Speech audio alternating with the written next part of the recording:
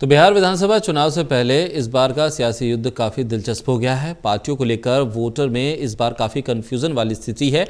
Voter के लिए समझना काफ़ी मुश्किल है कि कौन सी पार्टी किसके साथ है और चुनावी नतीजे आने के बाद कौन किसके साथ मिलकर सरकार बनाएगा।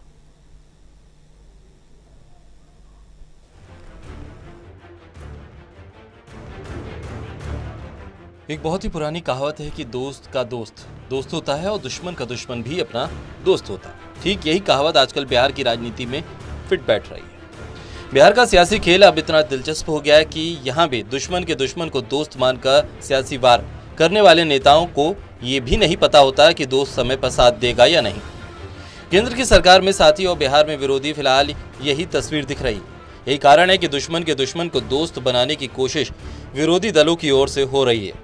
दरअसल बिहार महागठबंधन का चेहरा तेजस्वी यादव अपने सभी रैलियों के दौरान बीजेपी और जेडीयू पर तो जमकर हमला बोल रहे हैं, लेकिन केंद्र में बीजेपी के साथी एलजेपी, जो कि बिहार में बीजेपी के खिलाफ चुनाव मैदान में है, उसी एलजेपी नेता चिराग पासवान पर तेजस्वी यादव नर्म दिख रहे हैं। वो ना तो खुलकर चिराग पासवान पर हमला कर रहे हैं और ना ही खुलकर उनका समर्थन करते दिख रहे हैं, जिससे अब बिहार के वोटर्स में एक कंफ्यूजन वाली स्थिति पैदा हो गई।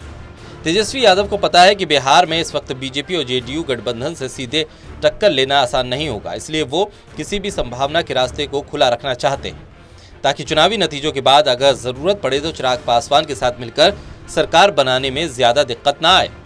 तेजस्वी यादव की यही स्ट्रेटजी अब उनके वोटर्स में ही कंफ्यूजन पैदा कर रही है। इस कंफ्यूजन को बल इसलिए भी मिल रहा है क्योंकि चिराग पासवान नीतीश कुमार के पिछले 15 साल के कार्यकाल पर जमकर हमला बोल रहे हैं। वो लगातार जनता के बीच इस बात को लेकर सवाल उठा रहे हैं कि नीतीश कुमार ने अपने 15 साल के कार्यकाल में ना तो रोजगार पे काम किया और ना ही यहाँ कोई इंडस्ट्री लगवाई।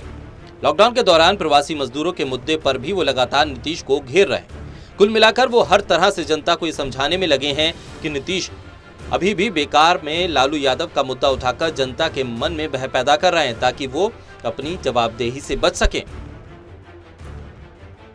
क्यों सिर्फ हम बिहारियों को एक दूसरे प्रदेश जाना पड़ता है? शिक्षा के लिए, रोजगार के लिए, स्वास्थ्य सेवाओं के लिए। 15 साल से मुख्यमंत्री है नीतीश कुमार जी हमारे प्रदेश में। युवा विरोधी सोच है मुख्यमंत्री की। मुख्यमंत्री नहीं चाहते कि बिहार का युवा पढ़े लिखे। क्यों? अगर वो पढ़ लिख गया तो उनसे सवाल पूछता है, जैसे चिराग पासवान मुख्यमंत्री से सवाल पूछता है कि बताइए क्या किया आपने पिछले 5 साल में। मुख्यमंत्री के पास जवाब नहीं होता।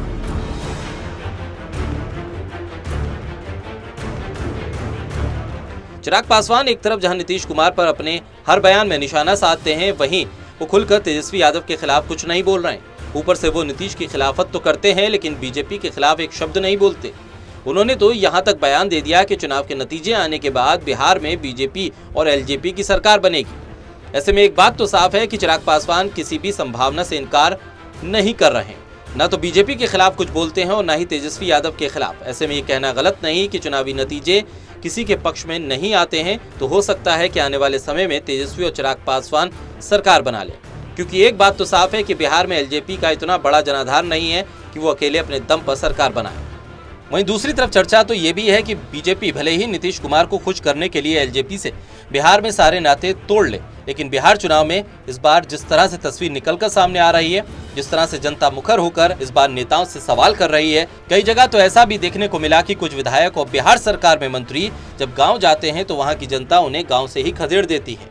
बीजेपी यही सब देखकर चिराग पासवान पर सीधे कोई बयान नहीं दे रही है। अब ऐसे में देखना होगा कि बिहार के सियासी हवा का रुख क्या होता है, इस बार का चुनाव गणित क्या बैठता है, ये तो आने वाले नतीजे बताएंगे। Special desk, total news.